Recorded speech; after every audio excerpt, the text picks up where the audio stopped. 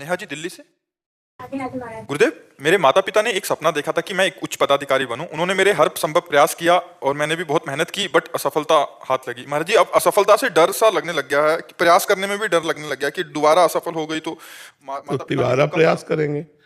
हमको प्रयासरत रहना है। हमारा पूर्व का प्रारब्ध जो है ना, जैसे हमको दुख देना है प्रारब्ध को, तो अब हम अगर सफल हो जाएंगे तो दुख कैसे मिलेगा?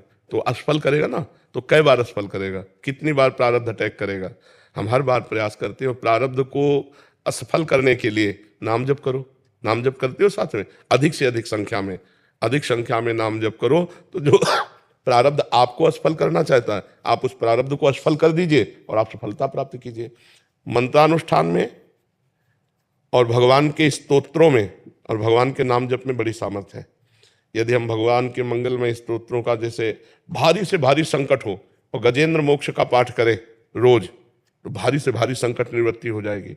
धन चाहिए तो ऐसे स्तोत्र हैं जिनके गायन करने से धन की प्राप्ति होती है। यदि हमें अपने लक्ष्य की प्राप्ति चाहिए तो मंत्रानुष्ठान, जप, इनमें इतनी सामर्थ्य है कि प्रारब्ध को नष्ट करके हमारी सफलता। अब माला दो माला से तो बात बनने वाली नहीं। डट के मंत्रानुष्ठान करो, नाम जप करो, तो यहाँ के अधिकार की क्या बात है, ब्रह्मा का अधिकार मिल जाए। ये तो मर्त लोक के कोई अधिकारी पद की बात है, ब्रह्मा का अधिकार मिल जाए। देखो, पूर्व का पुण्य है तो हमारे देश की एक महिला राष्ट्रपति है। तो हम निराश तो कभी होंगे ना कि अब हमसे नहीं हो पाएगा, नहीं। जय बार असफलता मिले तय बार और उत्साह करके हम लगी रहे तो कभी न कभी सफल हो जाएंगे। पर साथ में भजन होना चाहिए। अगर तप नहीं है, भजन बल नहीं, तो किसके बल से आप प्रारब्ध को दबा करके आगे बढ़ेंगे? वो भजन बल ही होता है। इसलिए खूब भजन कीजिए, नाम जप कीजिए और भगवान से प्रार्थना कीजिए, तो कभी न कभी तो सुन ही लेंगे। महाराज जी, मन में भय हो गया है कि असफलता के डर की वजह से और उसकी वजह से जो माता पिता को दुख होता है, उनका जो चेहरा देखना पड़ता है। देखो, इस पे ध्यान नहीं देना चाहिए। इस पे ध्यान नहीं देना चाहिए। वो तुम्हारे हाथ की बात है क्या? अब बच्चे इसी बात को ज्यादा ध्यान देने लगते हैं तो गलत मार्ग में चले जाते हैं। ना हम माता पिता के दुख को देखेंगे, ना स्वयं दुखी होंगे। ऐसे बच्चे तो गलत कदम उठा लेते हैं। बिल्कुल नहीं देखना। माता पिता दुखी है तो मैं क्या करूं? तुम्हारा प्रारब्ध भोग है।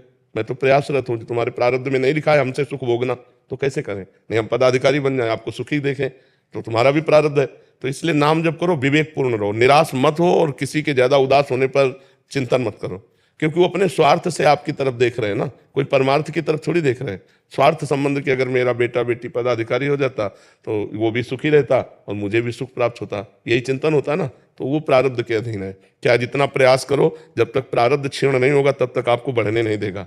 कई लोग ऐसे होते हैं ज्यादा प्रयास नहीं करते, उन्नति को प्राप्त हो जाते हैं, उनका प्रारब्ध उनको सपोर्ट कर रहा है। कई लोग ऐसे बहुत विज्ञ है, बहुत प्रवीण है, लेकिन उनकी प्रवीणता कागज में लिखी रखी, उनके पास हासिल है प्रवीणता, पर उसका लाभ वो नहीं ले सकते, क्योंकि प्रारब्ध जहां कदम रखेंगे वहीं गिरा देगा।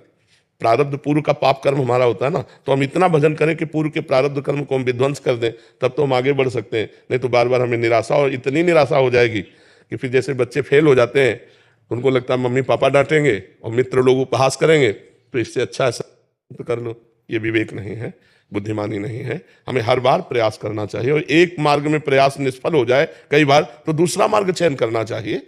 ऐसा नहीं कि आप पदाधिकारी बनकर ही केवल धन कमा सकते हैं, आप व्यापारी बनकर भी तो कमा सकते हैं, आप छोटा काम करके भी तो कर सकते हैं। तो हम देखें कि जिस विषय में बार बार असफल हो रहे हैं तो हमें मार्ग चेंज कर लेना चाहिए, हमें दूसरा मार्ग ले लेना चाहिए।